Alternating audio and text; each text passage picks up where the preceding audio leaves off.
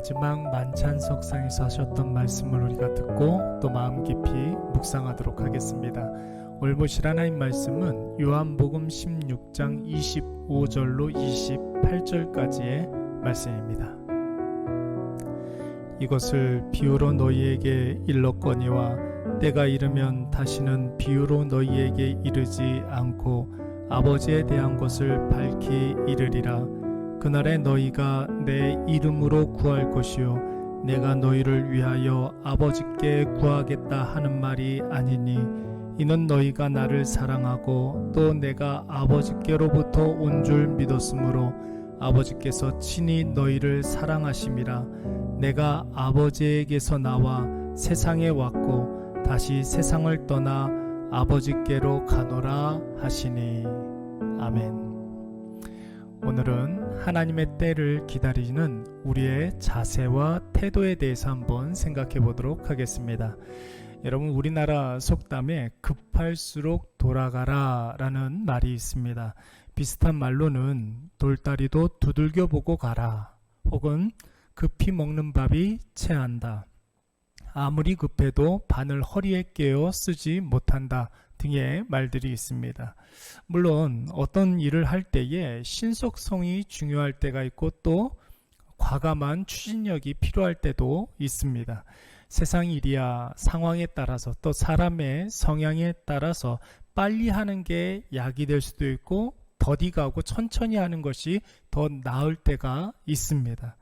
그런데 여러분, 영적인 일, 특히 하나님의 뜻을 구하고 말씀이 약속한 바를 기다릴 때에는 언제나 속히 혹은 급하게 일어나는 일들이 거의 없습니다.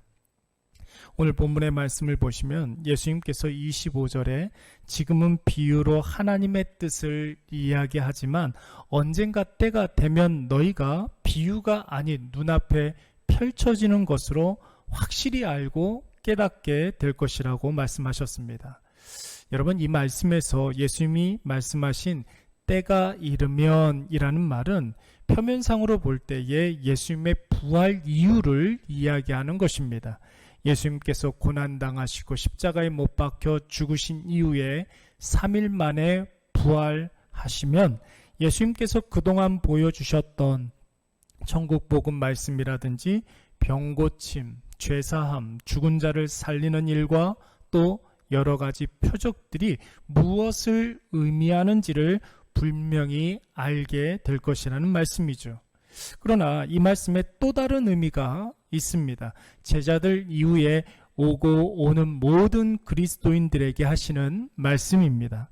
예수님께서 부활하시고 승천하시면 그 후에 예수님께서 약속하신 성령께서 이 땅에 임하게 될 터인데, 성령께서 그때 우리에게 눈과 귀를 열어주셔서 하나님의 말씀을 밝히 알게 하시고 또한 예수님께서 구주와 주님으로 오셔서 우리에게 생명 주신 일들을 밝히 알고 깨닫게 된다는 말씀입니다.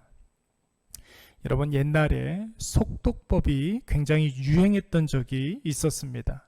속독법을 연마하고 훈련하면 300페이지 정도 되는 책을 불과 20분 만에 읽을 수 있다고 해서 어린이들이며 혹은 젊은이들이 많이 배우고 또 연습했었습니다. 속독법의 원리는 책 속의 글자 한자 한자 혹은 단어 하나하나에 얽매이지 않고 한 페이지를 통째로 눈으로 사진을 찍는 것입니다. 왼쪽 상단에서 오른쪽 하단까지 대각선으로 사진을 한번 찍고, 오른쪽 상단에서 왼쪽 하단 쪽으로 사진을 한번 찍고, 그렇게 한 페이지당 2번의 사진을 찍고 끝까지 페이지를 넘겨가면 구석구석 들어있는 책의 내용을 다 할 수는 없지만 대충 그 책이 주장하는 바가 머리에 남게 된다는 원리입니다. 그런데 여러분, 책을 읽는다는 것은 글쓴이의 주장과 사상과 지식을 우리가 보고 알고 깨닫고 내 것으로 삼는다는 의미가 있는데, 책을 그렇게 빨리 사진을 찍는다 한들 여러분, 무슨 의미가 있겠습니까? 우리가 하루에도 수십 명의 사람을 만나고 이야기합니다. 그런데 여러분, 내가 만나는 모든 사람을 우리가 다 안다고 할 수 있을까요? 그 사람의 인격, 성향, 특징, 습관, 생각과 사상, 이런 것들은 오랜 세월 경험해 봐야 우리가 알 수 있고 수용이 되고 또 공감할 수 있는 것입니다. 이것이 안 되는 사람은 우리가 그냥 얼굴만 아는 사람 혹은 이름만 아는 사람이라고 하죠. 그냥 얼굴만 알고 이름만 아는 사람을 우리는 잘 모르는 사람이라는 뜻입니다.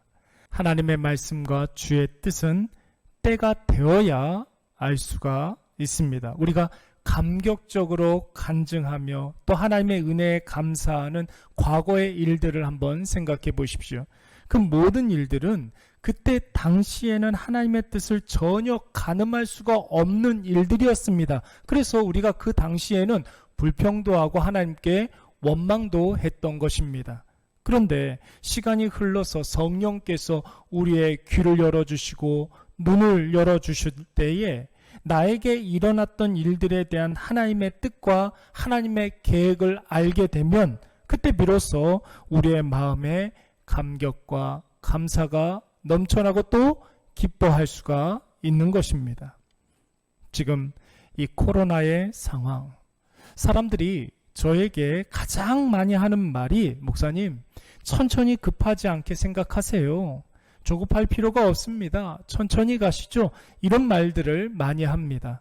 그 말에 전적으로 동의합니다. 저도 나름대로 그렇게 생각하고 있고 그렇게 해야 한다고 생각하며 또 지금 상황은 그럴 수밖에 없는 상황입니다.